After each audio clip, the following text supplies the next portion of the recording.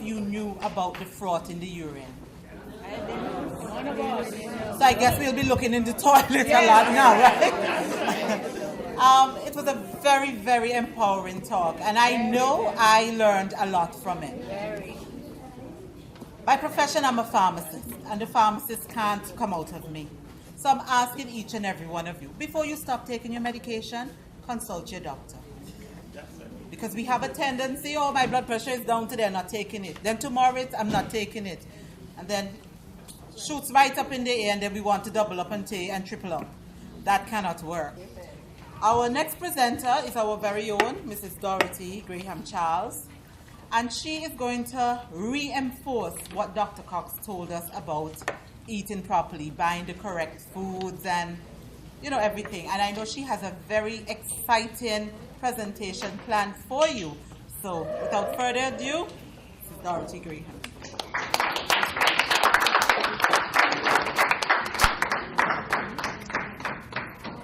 Thank you, Dr. Matthias. Good evening, everyone. Good evening.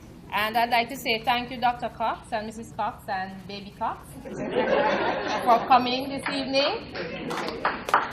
Really enjoyed the presentation, very thorough.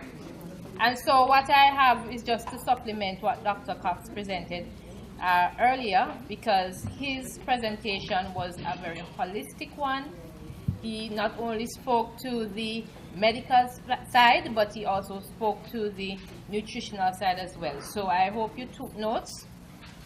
And what I'm going to present, you can add these notes to his, and I'm sure you'll be able to make better informed choices from now on. So the topic or the title of my presentation is Counting Grains of Salt. And why did I title it that? Because when I would have presented, you would see ways in which we can consume sodium, the hidden sodium, not realizing the amount of sodium we are consuming on a daily basis. And by the end of the day, you would be surprised to see how much sodium we do consume. I think an aspect that we are not mindful of is the locally prepared foods that do not carry labels. When you go to the supermarket or whatever store that carries food items that have packages, then you can keep tabs on the amount of sodium contained in those food items. But then when you're consuming the locally prepared food at the cook shop, or even when at home with your own cooking, when you're preparing food for the family, you're preparing a large pot, you may not be conscious of how much salt you're putting in the pot, but it just tastes good. You cook it to your own taste and the taste of your family. And because then it's a large pot, you would have been consuming multiple portions, so you're not keeping tabs on the portions themselves. And then you would probably not realize how much sodium you're consuming from the cooked food at home, in addition to the other foods that come out of boxes or packages or whatever it is. So tonight, in my presentation, I will be able to bring all of that out for you to make better choices at the end of the day. So if I reiterate anything that Dr. Cox presented earlier, I suppose that's just for your own reinforcement, and I'd like you to make the necessary notes. Sodium, what is it? It's an element. It's actually a mineral, because you are aware that there are different types of nutrients: carbohydrate, fat, what else? Protein, vitamins, what else? Minerals, and water. And then we say 6 nutrients, and then we say there's the other nutrient called roughage or dietary fiber. It is not really a nutrient, but we cannot survive without sufficient roughage. And not only to prevent this big C word, constipation, but also to help in the digestive process of the nutrients. Is very important for that as well. So sodium is a mineral. The body needs sodium. You heard Dr. Cox speak about that, maybe in a different way, but the body needs sodium. But what what's the problem? The problem is that we are consuming way more sodium than really is needed. That's the issue. Sodium helps the body processes to work properly. Sodium occurs naturally in most foods. So don't think sodium is a bad thing. Again, it's the commercially prepared quantities of sodium that we are that we need to be conscious of and that we need to be mindful of. We can find sodium in cow's milk, beets, and celery, so naturally occurring as I mentioned. Salt contains sodium. So the table salt that we consume, you find sodium in that. The sea salt that we consume contains sodium. The body uses sodium to control blood pressure and blood volume. The human body also needs sodium for muscles and nerves functioning, or muscle and nerve functioning. For example, athletes, you know that they consume sports drinks, especially when they are engaging in endurance sports. For example, when I do cycling, I must have my sports drinks, especially if it's a long race, and especially if it's on a hot and sunny day. And what you would know about endurance sports is that, you lose a lot of sweat. And if you would notice that at the end of your event or sport or whatever it is, and your skin would have dried, you can find the salt on the skin. And so persons will need to replace not just the fluids that they would have lost, but the electrolyte. They need to create that electrolyte balance, and so that speaks to sodium and potassium. You remember Dr. Cox speaking about both of those? Excellent. Some people consume more sodium than required, and that's what I've mentioned earlier. Now, sea salt versus table salt. I know there has been a battle about that. Some people say don't eat table salt, sea salt only. Some people spend lots of money to consume sea salt. Even if they have high blood pressure, they think that the sea salt is better than the table salt and still consume in the quantities that they think they should. But when it comes to hypertension, when it comes to sodium consumption, none is better than the other.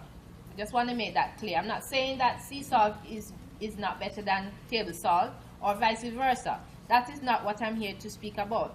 I'm here to speak about controlling and managing our sodium intake so that we are able to have better blood pressure values at the end of the day. Are you all with me? Yes. So sea salt is, we obtain this from evaporated salt, evaporated sea or salt lake water.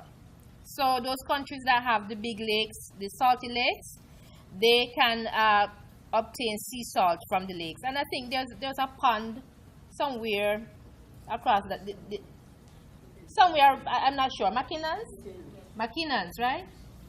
And I'm not sure if they can still get it now, but years ago people were able to just scoop up the rough salt and take home. Table salt is mined from underground salt deposits. So that's the difference. So you would get the table salt from the land itself, and you'll get the sea salt from the seaside or the lakeside. Table salt is more heavily processed to remove mineral deposits. So that's another difference between the both. Table salt is sometimes fortified with iodine, and iodine is very important to prevent what? Goiter and other types of diseases that are similar to goiter, like Graves' disease, that sort of thing. But in terms of the sea salt and the table salt, they have the same basic nutritional value, and that's sodium.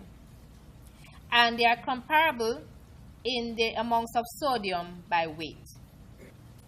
Now let's look at some sources of sodium. Remember, sodium occurs naturally in most foods. So already we have sodium contained in the foods we eat, especially those that are coming from the ground, you can get your sodium sources from those. So when I say from the ground, your plant-based sources of foods. The most common form of sodium is sodium chloride, which is the same thing as table salt. So if you ever hear about sodium chloride again, you know they're talking about the table salt, the same salt that we use to cook our food. Drinking water can also contain sodium. The amount depends on the source, especially if it comes from, the water comes from a spring. You will get minerals with the water, but by processing, sometimes these minerals are removed. And also you would notice by the taste of the water, you can tell whether it's heavily laden with minerals or if they have removed those. Soy sauce, onion salt, garlic sauce. What about bouillon cubes? Bouillon cubes. You hear people say, I don't cook with salt. And then when you see them squeeze little bouillon cubes in the pot, right? So it's very important to know that even though you have not used the table salt itself in your cooking, bouillon cubes, the seasoned salt, I don't want to call brand names, but certain seasonings in bottles, those contain sodium. And I'm going to tell you some other names to look for on labels so that you are able to identify whether that food item contains sodium or not. Processed and pickled meats and fishes, salt fish, herring, mackerel, bacon, sausage, ham, canned soups, and vegetables, those all contain sodium. Now, I'm not rendering a death sentence, I didn't tell you not to eat them. I'm just telling you how to identify them. I know your eyes and mine made 4. Because I can figure what you're thinking. So I'm not giving you nutritional advice yet. I'm just telling you how to identify sodium in your foods. Fast foods are generally very high in sodium. And I'm not just talking about the international fast foods or the franchise fast foods. I'm talking about the local fast food. The fact that you're able to go to a cook shop and order a lunch and you receive it in 5 minutes, that's fast food. We're not talking so much about the speed at this point in time, but the fact that these foods are prepared to suit the taste buds of the general population. So they didn't think about auntie and uncle and mama when they were cooking. They were thinking about you who are going to come and purchase food from them so that they can make a profit. And you can, rub your belly and say, that was delicious and I'm coming back tomorrow. So always remember that fast foods are just not the international or the franchise chain establishments. So here are some recommendations in terms of how much sodium we should consume. Sodium in the diet, otherwise called as dietary sodium, because also remember that sodium is in the blood as well. When you go and do your labs, you can check, have your blood tested for how much sodium is in the blood. And sodium is measured in milligrams. Now, table salt is 40% sodium. So, any amount of table salt, 40% of that roughly would be sodium. And let me break it down for you. 1 teaspoon of table salt contains 2,300 milligrams of sodium. Dr. Cox mentioned that earlier. So 3 teaspoons make what? 1 tablespoon.